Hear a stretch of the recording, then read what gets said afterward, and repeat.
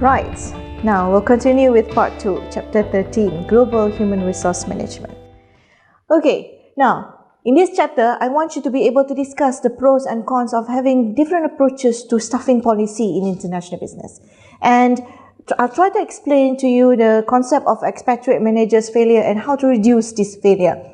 We'll discuss about management and training program and its importance in international business and how performance appraisal may vary among countries, and explain how compensation system varies among countries.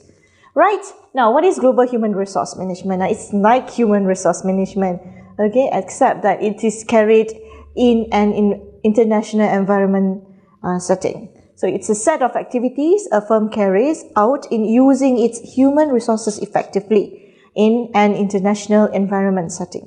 Now, the first aspect of human resource management is staffing, right? Because if you don't have any staff, you don't have any human resource, right? And what is there to manage when we talk about human resource management? So the first element is staffing. Now, in staffing policy, right, we are going to first look at the types of staffing policy, and then we are going to look at expatriate managers concept and the global mindset. Right, now there are three types of staffing policy in international business. You can either do ethnocentric staffing policy, polycentric staffing policy, and geocentric staffing policy. Right, all has its pros and cons. Now, what is ethnocentric? Yeah, ethnocentric is where in all the subsidiaries around the world, all the top management is from the headquarters, from the home country. Now, I need to explain the concept of home and host country. Say you are from US and you want to set up a subsidiary in Malaysia. US is the home country and Malaysia is the host country. In ethnocentric, in Malaysia or in China or in Taiwan, all the top management is USA, from USA. That's ethnocentric. Now, polycentric, yeah, is the other spectrum. If ethnocentric, the staff is all from headquarters. A polycentric is when the staff is from the host country. Yeah, the top management is from the host country. Say, for example, again, I use the US company example. You have one company, one subsidiary in Malaysia, one subsidiary in Thailand, one subsidiary in Indonesia. Now, in Malaysia, the top management, most of them is from Malaysia, and in Indonesia, most from Indonesia, and in Thailand, most from Thailand. So, meaning you use locals as part of your top management team. Right? Now, geocentric is where the vast man wins. Yeah, it does not matter whether you're from headquarters or the local country, the host country. It does not matter if you're from the home country or the host country. If you're good at your job, then you should be doing that job. And geocentric is actually somewhere in between of ethno and poly. Right? Now, another staffing problem in international business is the prominent issue of expatriate failure. Now, what is an expatriate? These are people who are sent overseas to manage the subsidiary. For example, in Japan, if you are a US company, the US manager is sent to Japan to manage that subsidiary. Now, that is called an expatriate. Now, expatriate failure happens when, say he is supposed to be there for 3 years, within 1 year he came back to the home country. Now, that's a failure, alright? Now, the cost, it's not just about returning home. When you return home, it is costly actually to send you in the first place.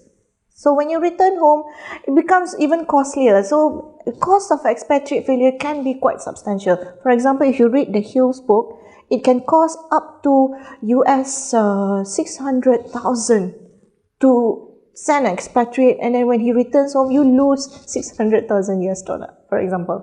Right? Now, these can be reduced if you select the appropriate candidate. You use a selection procedure that screen out all the inappropriate candidates.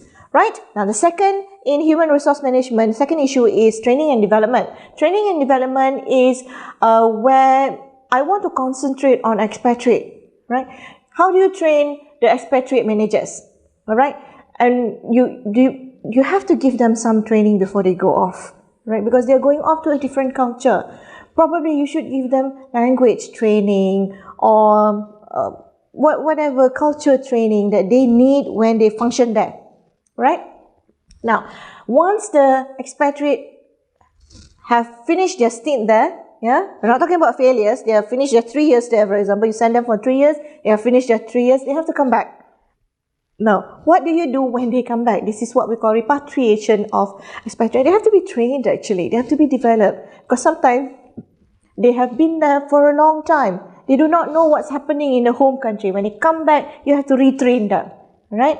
And we need to talk about management development and strategy. Now, for performance appraisal, yeah, another aspect of human resource. Now, performance appraisal is an evaluation of the performance of the managers against some criteria set by the firm, right? If you're working, then you know about performance appraisal. This is where your boss comes, your boss calls you every end of the year and then say, okay, you're supposed to do this and you've done this, you have not reached the target, etc., etc. Okay, and then you're being paid or your bonus depends on how you perform. This is a performance appraisal. Now, how do you appraise an expatriate? Yeah, if you're from US, how do you appraise a staff that is in Malaysia or in Thailand? Now, more often than not, there will be some unintentional bias. Right? Sometimes biasness is not good for performance appraisal. Right? It makes people very angry when you're biased.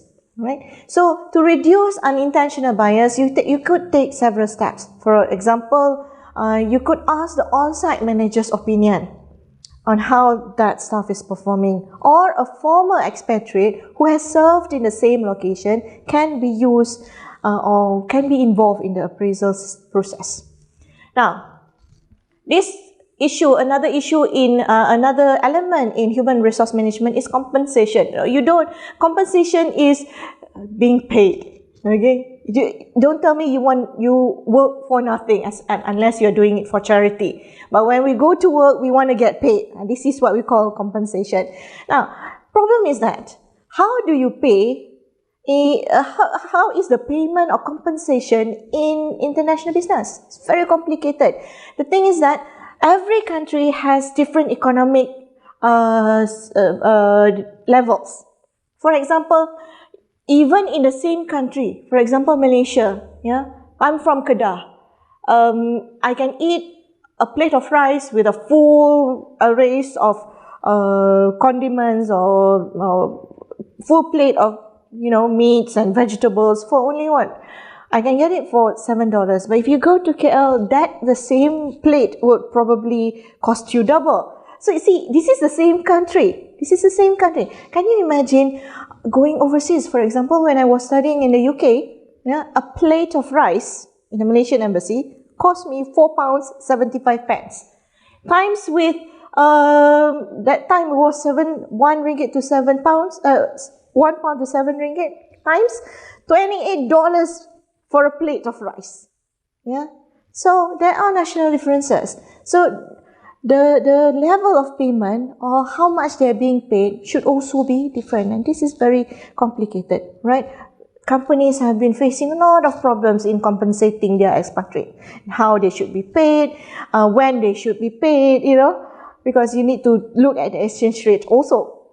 Okay, so they have opted for a global standard compensation structure. Right now, how should you pay your expatriate? A lot of ways to pay. Yeah, but a rule of thumb is that first you have to give them their base salary. This could be the same as the home country, right? And then on top of that, you should give them foreign service premium, yeah, and allowances, hardship allowances, for example, because it's hard to live in another country, different from your own culture, different from your own food, away from your mom and dad, yeah. Very difficult, so you should give them hardship allowance or any type of allowances. You should also think about the taxation. Sometimes we are being taxed here and then we are being taxed there. So we get double taxation. So at the end of the day, what we get is much less than our original posting. So firms have to think about taxation and also other benefits, for example, family benefits, education for the children, allowances for the spouse, etc., etc. This is how you could pay the expatriate. All right. So let me summarize. Human resource management, global human resource management. All right. Now we talked about staffing policy. You have three types of staffing policy: ethnocentric, polycentric, and geocentric. I'm not saying that you have to do poly or ethno or geo. It depends on how you strategize and depends on the staffing policy that you decide, right? And we talked about expatriate failure, return of the expatriate before their due time, and how we can actually reduce this failure. We talked about training and development, how you train your expatriate manager. When they come back, the repatriation also needs training, and how you manage and develop your staffing. We talked about performance appraisal. Performance appraisal and the issue of unintentional bias and how you should reduce unintentional bias. And we talked about compensation, very complicated, how you should pay. Maybe you could give other things such as allowances, foreign service premium, and benefits, as well as taxation. Okay, so that's global human resource management. Thank you.